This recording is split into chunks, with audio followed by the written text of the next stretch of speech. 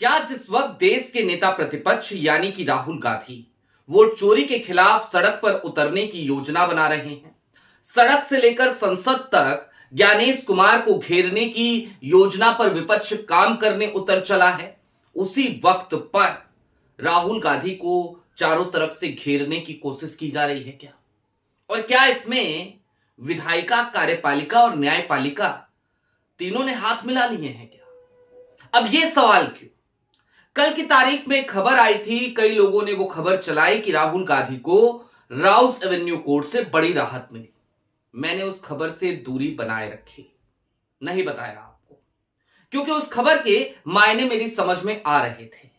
और आज सुबह सुबह फिर एक बड़ी खबर आ गई और समझ में आ गया कि कल वो जो राहत मिली थी वो राहत नहीं थी, वो तूफान आने से पहले की शांति थी।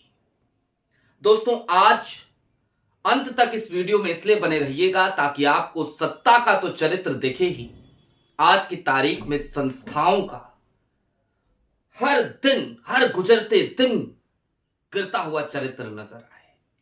नमस्कार, मैं स्वप्निल और आप मुद्दा देख रहे हैं। दोस्तों, आगे बढ़े उससे पहले वही छोटी सी अपील। मुद्दा इन दिनों एक गंभीर आर्थिक संकट से जूझ रहा है। एक तरफ हमारे मेन बैंक अकाउंट फ्रीज चल रहे हैं, तो दूसरी तरफ हमारे 28 साल पुराने चैनल को हमसे लंबे समय तक छीन कर रखा गया था। ऐसे में डे टू डे ऑपरेशंस में मुद्दा को कुछ मुश्किलों का सामना करना पड़ता है, लिहाजा आप चाहें तो छोटी छोटी मदद मुद्दा की जरूर कीजिएगा। अब आगे बढ़ते हैं और सबसे पहले आपको बारी बारी से मैं सिर्फ दो खबरें दिखाना चाहता हूं। एक कल की खबर देखिए अपनी स्क्रीन पर। राउस एवेन्यू कोर्ट में सुनवाई टाल दी गई और इसी सुनवाई टाले जाने को कल की तारीख में तमाम लोगों ने कहा कि भाई ये राहत मिल गई है। और किसे मिली है? तो राहुल गांधी को मिली है। अब आज की तारीख की एक खबर आपकी स्क्रीन पर। सोनिया राहुल गांधी की फिर बड़ी मुश्किल, नेशनल हेराल्ड केस में नई एफआईआर दर्ज। और ये एफआईआर कहां दर्ज हुई, कब दर्ज हुई, उस तरफ चले उससे पहले जरा कल वाली खबर को समझ लेते हैं कि कल की खबर में जो लोग कह रहे थे राहत राहत, तो वो राहत क्यों थी।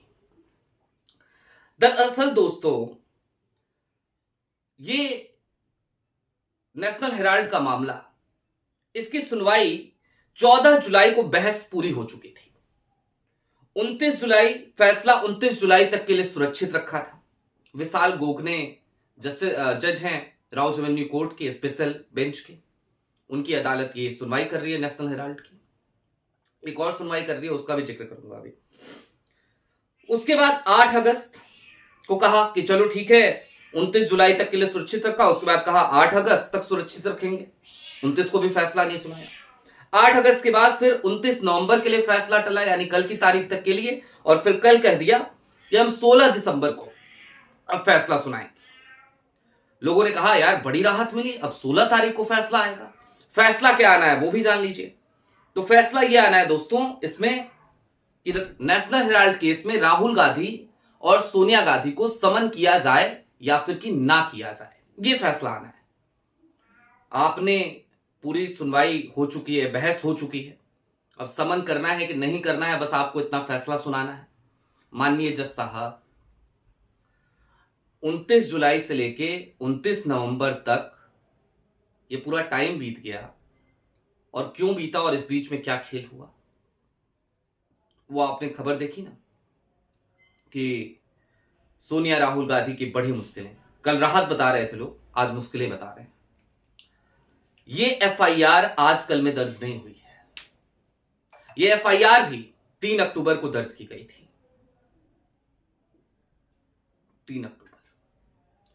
3 अक्टूबर को दिल्ली पुलिस की आर्थिक अपराध शाखा, यानी कि शाह साहब के अंडर में जो दिल्ली पुलिस काम करती है, अमित शाह साहब के अंडर में, उसकी आर्थिक अपराध शाखा ने एक नया मामला, फ्रेश मामला दर्ज कर लिया है।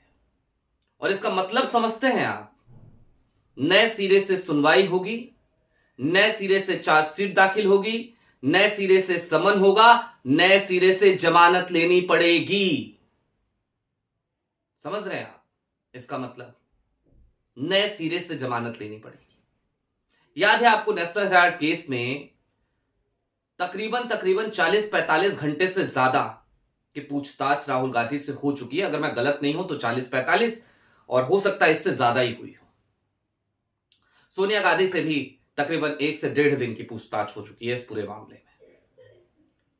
और इतनी सारी पूछताछ जो हुई थी, जो ईडी ने करी थी, अब आर्थिक अपराध शाखा ने जो एफआईआर दर्ज करी है उसमें नए सिरे से ये सारे काम किए जाएंगे। अब आप समझ रहे हैं मैंने क्यों कहा कि ज्ञानेश कुमार को बचाने के लिए साह की पुलिस मैदान में उतर आई। साह की पुलिस, मामला क्या? वही नेशनल हेराल्ड। क्या है नेशनल हेराल्ड में? 1 रुपए इधर से उधर नहीं गए। 1 रुपए जो नेशनल हेराल्ड की संपत्तियां थी, वो संपत्तियां किसी व्यक्ति के पास ट्रांसफर नहीं हो गई, किसी व्यक्ति को उसका स्वामित्व नहीं मिल गया, लेकिन उसके बावजूद इसे अपराध करार दिया गया।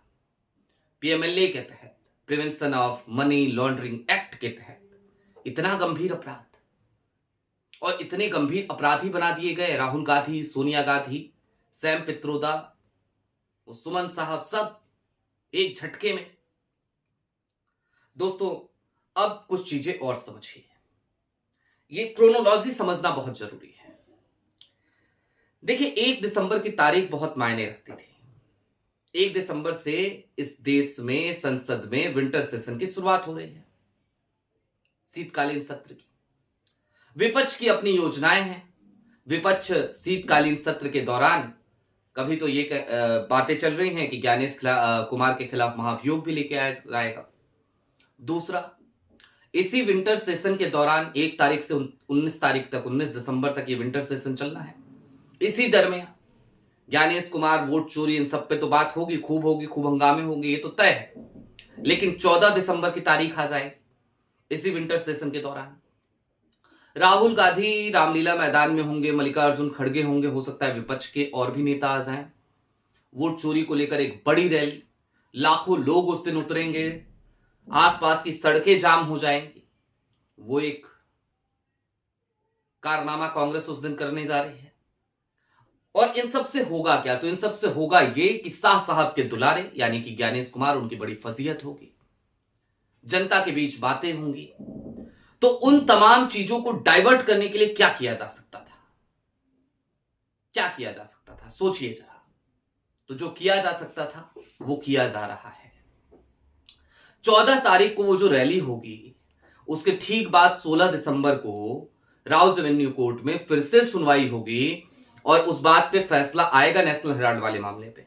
लेकिन अब तक उसे टाला क्यों गया? यदि आपको यह समझना हो तो फिर आप क्रोनोलॉजी समझिएगा।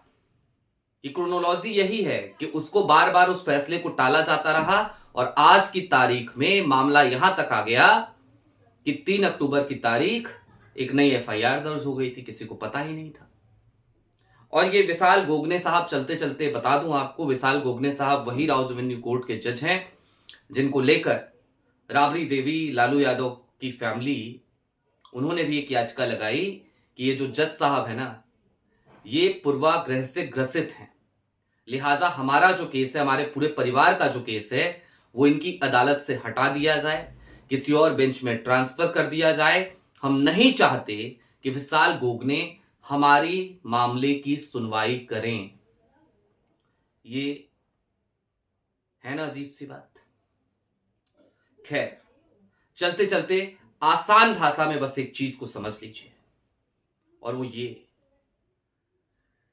कि एन केन प्रकारेण चारों तरफ से आज की तारीख में विपक्ष पे सिकंजा कसने की कोशिश की जा रही है।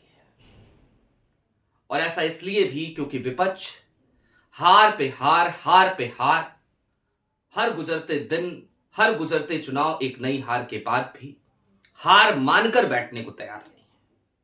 खास तौर पर अगर राहुल गांधी की बात की जाए तो वो इतने चुनाव हार चुके हैं और अब उनको वो क्रोनोलॉजी कुछ कुछ समझ में आ गई है कि चुनाव ऐसे जीते भी नहीं जा सकते जिस तरीके से चुनाव चल रहे हैं। खैर, कांग्रेस की अपनी खामियां भी हैं, उस पर हम यदा कदा बात करते हैं, लेकिन सिस्टम की भी खामियां हैं, चुनाव आयोग की निष्पक्षता की भी बात है। उन सब के बीच वो हार मान के बैठने को तैयार नहीं है। तो फिर जब हार मान के बैठेंगे नहीं तो शिकंजा कसने की जरूरत है, वो कसा जा रहा है और उसके लिए जो कुछ भी करना पड़े वो किया जा रहा है। वो सब आपके सामने है। आपकी क्या राय है कमेंट बॉक्स में जरूर बताइएगा। अभी के लिए दीजिए इजाजत। ऐसे ही तमाम अपडेट्स, तमाम डेवलपमेंट्स के लिए जुड़े रहिए मुद्दा के साथ। चलते चलते फिर वही अपील, चैनल पे नए हैं सब्सक्राइब करते हुए जाइएगा। सक्षम छोटी छोटी मदद जरूर कीजिएगा। बहुत शुक्रिया।